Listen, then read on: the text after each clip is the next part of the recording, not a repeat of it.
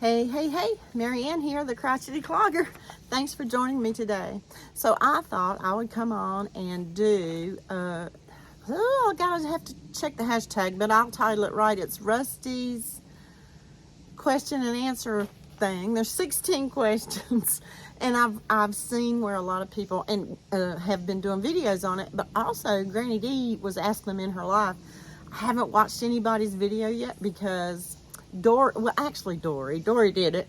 She said, you should do those questions. And she said, but don't watch anybody's video until you do it. So that's what I'm doing. Okay, and I must say before I begin, these things made me think. They made me think. So I'll try to be short and simple as best I can. She got in my head, y'all. Rusty got my head. Okay, number one, besides yarn, is there anything else you collect? I had a very hard time thinking about anything that I collect. And I can tell you what I used to collect. Everything that I can think of that I ever wanted to collect were things that I wanted to do something with. I wanted to make something with. Like, okay, so I collected wine corks because I wanted to make a Christmas wreath out of wine corks. And I have a big, what is that cookie jar thing? Anyway, I have a big glass cookie jar filled with them. And then the next thing I know, all the wineries started making the synthetic corks instead of cork. And I just stopped collecting them at that point. And they're still in the jar. I haven't made a wreath yet. But, you know, anyway. Actually, to tell you the truth, my parents were big collectors. Okay, what is your most prized possession? Is question number 2. Fly. Okay, what I just said about my parents that were collectors, so I have a hard time choosing what's my prized possession as well. My first thought is my Maxie cat. And some of you may know, my Maxie cat was originally my dad's cat, so I got him from my dad. So now that dad's gone, you know, it's kind of, you know, Maxie's real special to me. But anyway, so that I would say Maxie is my most prized possession, if you can say that for a living being.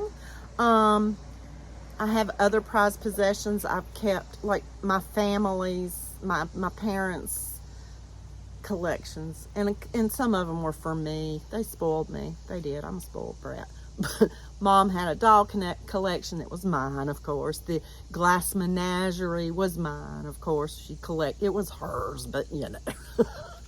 And I still have a couple of pieces from all those collections just for memory. I mean, you have to.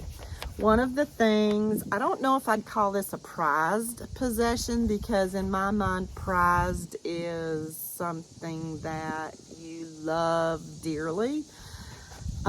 And I brought this out here with me to show you, but this is a very unique possession. It's a very big piece of history. This is, my parents were German, and they lived through the Hitler reign. Sorry, I'm thinking of German. And it's called the Hausbuch für die deutsche Familie. What that means is it's the house book for the German family. It was published in Berlin during Hitler's years. And so, yeah, this is a bit of history. This one is filled with advertisements from my mom's town where she grew up. So this is what they gave out in her town. And yeah, it's written in the old German script. So for me, German's really hard to read because the word that I say in German, when I read it on paper, it looks like it's a mile long. So I never got good at reading German. But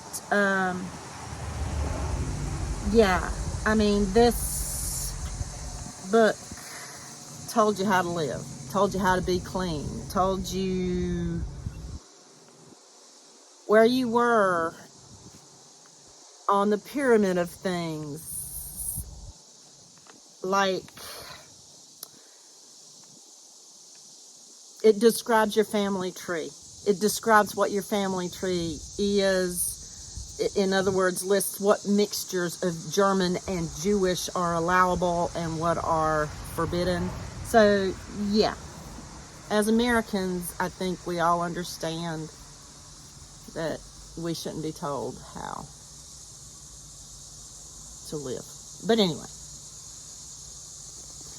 So, we're very blessed, and I guess this is not a prized possession, but it is a very historical possession, and, you know, I don't know what I'll ever do with it. But anyway, I have it. So but anyway. Number 3. See, I took too long on all that. Number 3, name a book or movie that's important to you. There's lots of books that are important to me. I haven't read in years. I have not read a book. Tuesdays with Morrie, and I can't think of the author. I would love to reread that. I would love to reread Ishmael. Sorry, I can't give you the author's name. Reread those are very, they really hit me hard in the heart and the mind when I read them. They're worth a reread. But I want to tell you, I recently watched, my husband and I, a Netflix movie called Jesus Revolution. And for a movie, I thought that spoke to me. That was really good. It was about the decade in which I was born. And now it makes me, I used to always say I wish I was a little older during that decade. Now I kind of wonder. Jesus Revolution on Netflix, a good one to watch. All right, in how many languages can you say thank you? Thank you. Dankeschön is German. Gracias is Spanish, right? And merci is French, yes? Okay. Oh, and I got to say one thing. Dankeschön is incorrect. Who was it that sang that song? Oh, he's in my head. Wayne Newton. Dankeschön. That is not the correct pronunciation. Every German cringes when they hear that song. Dankeschön. Okay, sorry.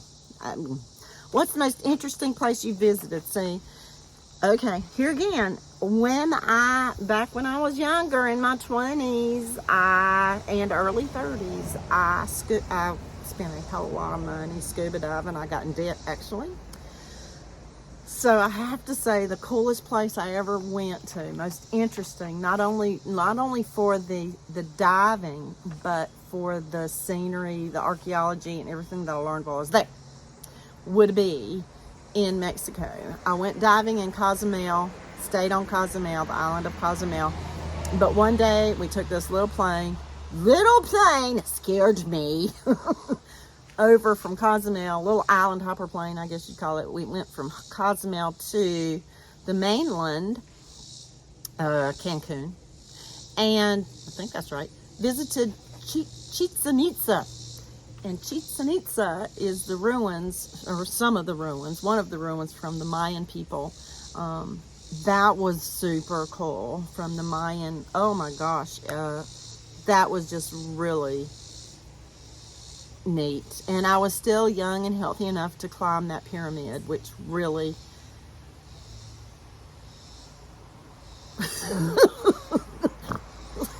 but I can say I did it. Okay. All right.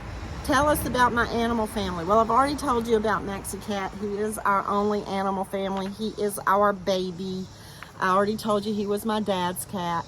I just love him to death. I grew up with lots of pets. My mother loved animals. We had dogs, we had cats, we had birds. I had a rabbit that my dogs killed. Our dogs. We had little chicks around Easter. And those, like my rabbit. Okay, but anyway, yeah, I haven't had a dog in years. The last dog I had, oh, he was so good.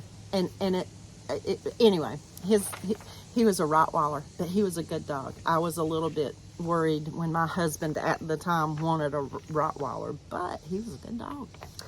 All right. What show or movie do you love to rewatch? Big Bang Theory. I love it. I've watched those reruns through I don't know how many times. How do you recharge? I don't know. Sleep. When I do sleep, I sleep for a long period. What is my favorite way to travel? I don't know. It depends how far you gotta go. I have ridden on a train before. That wasn't too great. Although I went from here to DC, Washington DC on a train. I mean, it was okay. I enjoyed the dining cart the best because there was more room to kind of spread out. I remember I read the whole time. That was cool. Planes are fine. Cars are great if you ain't got too far to go. You see more in a car. Unfortunately, somebody said jetpacks are a thing now, or for real. Are they? That'd be my favorite way if I had a jetpack. Do or did you have any nicknames? I do not recall ever having any nicknames growing up or anything, but I have been known as Tin Man. Tin Man. Laura gave me that. She's a scarecrow. Dorothy is Trisha, Mama Swift. Toto is Jan, an Alaskan crafter. Glenda, the Good Witch, is Jaxie from Creations by Jax. Who else is there? The original owner of the Ruby Slippers is Madonna. Who else is there? I don't know. I'll probably miss somebody. Anyway, Scarecrow's Laura. Did I say that? Okay. Am I an introvert or an extrovert? A bit of both, I think. I feel like I'm an extrovert when I'm around people, but I'm a complete introvert when it comes to going out and being in a social environment. Does that make sense? Okay, what was my first official job? Oh my God, I was probably not even 8 years old. Child labor. My mama's store. My mama had a retail ladies apparel store.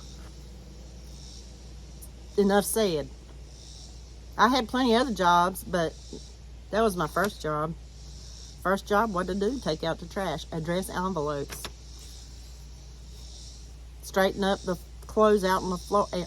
You name it, I had to do it. All right, if money was no object, how would you spend your day? If money was no object, I'd put my jetpack on and I would travel to, I would fly, or whatever jetpacks do for you. I guess they make you fly. I would fly to the most deserted, beautiful Mediterranean beach in the shade that I could. Yeah. All right, in the shade. Yeah, well, you know, if money was no object, my beach boy would bring my umbrella for the shade and the mixed drinks and all that. If you became the ruler of your country, what's the first law you would pass? This really got me thinking. I have no idea, because I would refuse to be in charge of an entire country. That's all I can say. Number 16. I don't want to be responsible. Name something that you're proud of. That's hard because I beat myself up about a lot of stuff.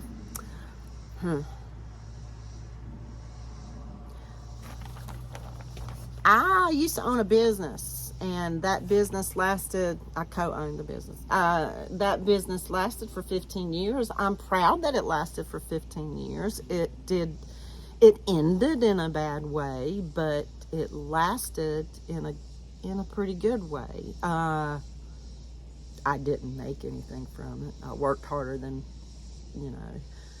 but I'm proud of it. It's something I wanted to do, and I achieved it, and I did it.